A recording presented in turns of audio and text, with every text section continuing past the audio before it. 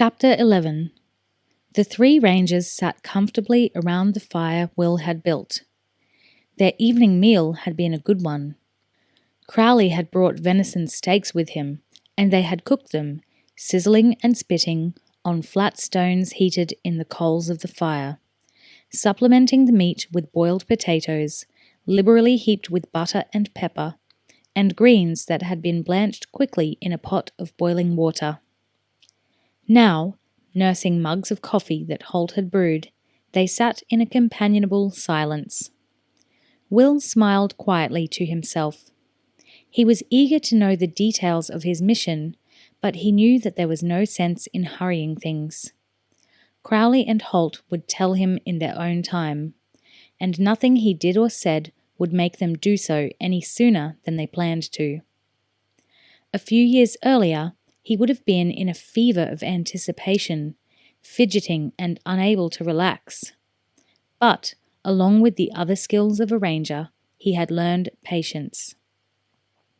As he sat and waited for his superiors to broach the subject, he felt Holt's approving eye on him from time to time, as his former teacher assessed this newfound quality. Will looked up once, caught Holt's eyes on him, and allowed a grin to touch his features. He was pleased that he was able to demonstrate his forbearance. Finally, Holt shifted his seat on the hard ground and said in an exasperated tone, "Oh, all right, Crowley, let's get on with it, for God's sake." The Corps Commandant smiled delightedly at his friend. "I thought we were testing Will's patience here, not yours," he said. Holt made an annoyed gesture. "Well, consider his patience tested." Crowley's smile slowly faded as he gathered his thoughts. Will leaned forward, eager to hear the details of his new assignment. He'd spent the past few days doing his best to suppress his curiosity, and now that the moment was here, he felt he couldn't wait another second. He'd been racking his brains, wondering what the assignment might involve, and had come up with several possibilities, most of them based on his experiences in Scandia. Crowley's first words, however, instantly dispelled all of them. "We appear to have a problem with sorcery in the north," he said. Will sat back in surprise. "Sorcery?" he asked, his voice pitched a little higher than he had meant it to be. Crowley nodded. "Apparently," he said, laying stress on the word. Will looked from him to Holt. His former teacher's face gave nothing away. "Do we believe in sorcery?" he asked Holt. The older man gave a small shrug. 95% of cases that I've seen have been nothing but mumbo-jumbo and trickery," he said. "Nothing that couldn't be solved by a well-placed arrow. Then there's perhaps another 3% that involve mind domination and manipulation of a weaker mind by a stronger, the sort of control that Morgorath exercised over his Wargles." Will nodded slowly. Morgorath, a former baron who had rebelled against the king, led an army of bestial warriors who were totally bound to his will. A further 1% comprises the sort of mass hallucinations that some people are capable of creating, Crowley put in. It's a similar case of mind control, but one that causes people to see or hear things that aren't really there. There was a moment's pause. Again, Will looked from one to the other. Finally, he said, "That leaves 1%. The two older men nodded. "I see your capacity for addition has improved," Holt replied, but then went on before Will could comment. "Yes, as you say, it leaves 1% of cases." "And you're saying they're examples of sorcery?" Will asked, but Holt shook his head doggedly. "I'm saying we can't find a logical explanation for them," he said. Will shifted his seat impatiently, looking to pin his former teacher down one way or another. "Holt," he said, holding the bearded ranger's gaze steadily with his own. Do you believe in sorcery? Holt hesitated before replying. He was a man who had dealt in facts all his life. His life's work was dedicated to gathering facts and information. Uncertainty was anathema to him. Yet, in this case, I don't believe in it, he said, choosing his words carefully. But I don't disbelieve in it either. In those cases where there seems to be no cause or logical explanation, I am prepared to keep an open mind on the subject. And I think that's probably the best position we can take, Crowley interrupted. I mean, there is obviously an evil force that influences our world. We've all seen too many examples of criminal behaviour to doubt it. Who's to say that there isn't the occasional person with the ability to summon that force or channel it to his own use? However, Holt said, remember that we're talking about one case in 100, and even then we're saying it may or may not be the real thing.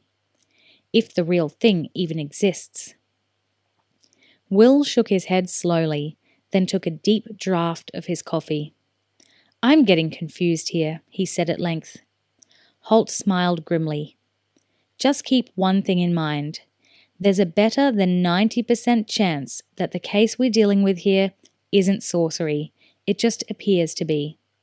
Hold on to that thought and keep an open mind for the rest. All right? Will nodded, letting out a deep breath. Fine, he said. So what are the details of the case anyway? And what do you want me to do? Crowley gestured for Holt to go ahead with the briefing. The bond between master and pupil was still strong, he knew, and would facilitate a concise briefing with less chance of misunderstanding or confusion. These two knew each other's minds. Very well, Holt began. In the first place, we're talking about Norgate Fife. Norgate, Will interrupted, surprise evident in his voice. Don't we have a ranger assigned to that fief? Yes, we do, Holt agreed, but he's known in the area. He's recognised. People are scared and confused, and the last person they'll talk to at this stage is a ranger. Half of them think we're sorcerers ourselves, he added grimly. Will nodded. He knew that to be true. But won't they distrust me if I turn up there? He asked. After all, they may not know me, but I am a ranger. You're not going as a ranger, Holt told him. You're going undercover. That piece of information succeeded in stopping the barrage of questions Will was about to unleash. To tell the truth, he was a little taken aback by the news. He took great pride in being a ranger and enjoyed the respect that the position gave him. People were nervous of rangers, it was true, but there was undeniable prestige that attached to members of the corps as well. Doors opened for rangers. Their opinions were sought and respected by the knights and barons of the realm, even on occasion by the king himself. Their skill with their chosen weapons was legendary. He wasn't sure if he wanted to put all that aside.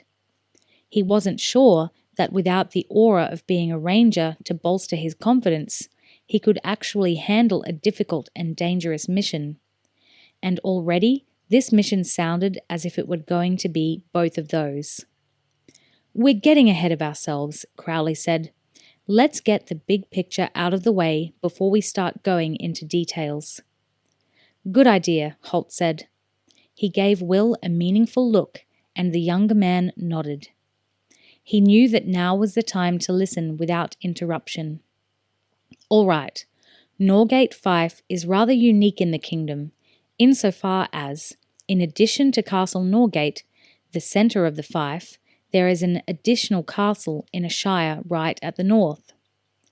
As Holt was speaking, Crowley unfolded a map of the area on the ground between them, and Will came onto one knee to study it.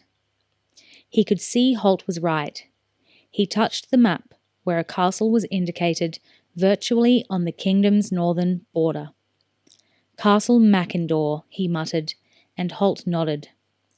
It's more a fortress than a castle, he said.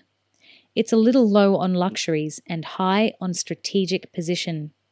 As you can see, he took one of his black arrows from the quiver beside him and used it to point to the rugged mountains that divided Araluen from its northern neighbour, Picta. It's placed so that it dominates and controls the Mackendor Pass through the mountains. He paused, watching the younger man as he took in the situation, his eyes intent on the map. Finally, Will nodded and Holt continued. Without Castle Mackendor, we'd have constant forays from the Scotti, the wild tribe who control the southern provinces of Picta. They're raiders, thieves, and fighters. In fact, without Mackendor, we'd be hard-pressed to keep them out of Norgate Fife entirely. It's a long way north, and it's not easy travelling for an army in winter, particularly when the bulk of our troops are from the southern fiefs and not used to the extremes of weather that you find up there. Nodding to himself, Will sat back from the chart. The picture was imprinted on his memory now. He shifted his gaze back to Holt as the older man continued. So you can understand why we get a tad anxious when anything seems to upset the natural balance of things in Norgate Fife, he said. Will nodded. When Lord Cyron, the commander at Mackendor, was struck down by a mysterious illness, we were understandably concerned. That concern grew when we started to hear wild rumours of sorcery. Apparently, one of Cyron's ancestors, some 100 years back, had a falling out with a local sorcerer. Holt sensed the question on Will's lips and held up a hand to stop it being asked. We don't know.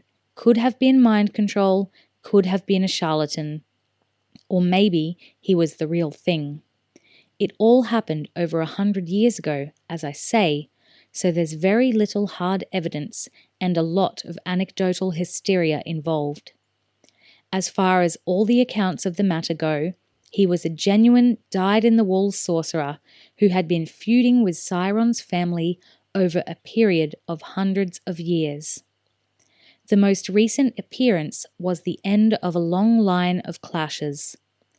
Bear in mind, we're dealing with myth and legend here, so don't expect too much sense.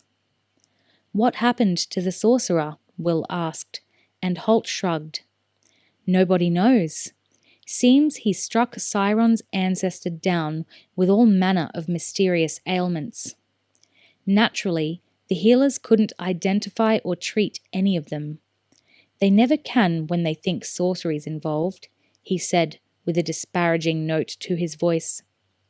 But then a young knight from the household took it upon himself to rid the province of the sorcerer. In accordance with all the conventions of such myths, he was pure of heart, and his nobility of character let him overcome the sorcerer and drive him out. He didn't kill him, Will put in, and Holt shook his head. No, unfortunately, they never do. It leaves legends like this room to rise up again over the years, as this has done. The current situation is that Cyron, some 6 weeks ago, was riding out when he was suddenly struck down from his horse. When his men reached him, he was blue in the face, frothing at the mouth and screaming in agony. His men got him home and the healers were completely baffled by the condition. All they could do was sedate him to relieve the pain. He hasn't improved since, and he's hovering on the brink of life and death. If they wake him to feed him or give him water, the pain hits him again, and he begins screaming and frothing all over. Yet, if they leave him sedated, he grows weaker and weaker as time passes. Let me guess, Will put in as Holt paused. These symptoms were identical to the ones his ancestor suffered in the legend. Holt pointed a finger at the younger man. Got it in one, he said, which of course gave rise to the rumours that Malcolm was back. Malcolm? Will asked. The original sorcerer, Crowley put in. Nobody knows where the rumours started, but there have been other manifestations as well. Lights in the forest that disappear when anyone approaches, strange figures seen on the road, at night, voices heard in the castle, and so on. The sort of things calculated to scare the living daylights out of country people. The local ranger, Merrilon, has been trying to get a hold of more information, but people have clammed up. He did hear some rumour about a sorcerer living deep in the forest, and the name Malcolm was used, but exactly where he was living he couldn't find out. "Who's commanding the castle while Siron is out of action?" Will asked. Holt nodded, appreciating the question. Will had an ability to cut through the externals of a matter and get to the heart of the problem. Siren's son, Orman, is nominally in charge, but he's not really a soldier. According to Merrilon's report, he's something of a scholar and more interested in studying history than guarding the kingdom's borders. Fortunately, Siron's nephew Keren is also there, and he's taken a practical command of the garrison. He's more down to earth. He was raised as a warrior, and apparently he's a popular leader. "If he can handle things for the time being," Crowley said. "But if Siron should die, then we have the problem of succession, and Orman, a weak, incapable leader, will inherit the position. That could destabilize the whole situation and leave us vulnerable to an attack from the north. That's something we have to avoid at all costs. Mackendor is too important strategically for us to take any risks." Will tugged thoughtfully at his chin for a few seconds. "I see," he said finally. "So what do you want me to do?" "Go up there," Crowley replied. "Get to know the locals. Find out as much as you can. See what you can gather about this Malcolm character. See whether he really exists or whether people are just imagining things. Gain their confidence. Get them talking." Will frowned. Crowley made it all sound so easy, he thought. "That's easier said than done," he muttered, but Holt replied with just the ghost of a smile. "It'll be easier for you than for most," he said. "People like to talk to you. You're young. You have a fresh-faced, innocent look that disarms them. That's why we chose you. They'll never suspect you're a ranger." "So what will they think I am?" Will asked, and now the grin finally broke through on Holt's face. "They'll think you're a jongleur," he said.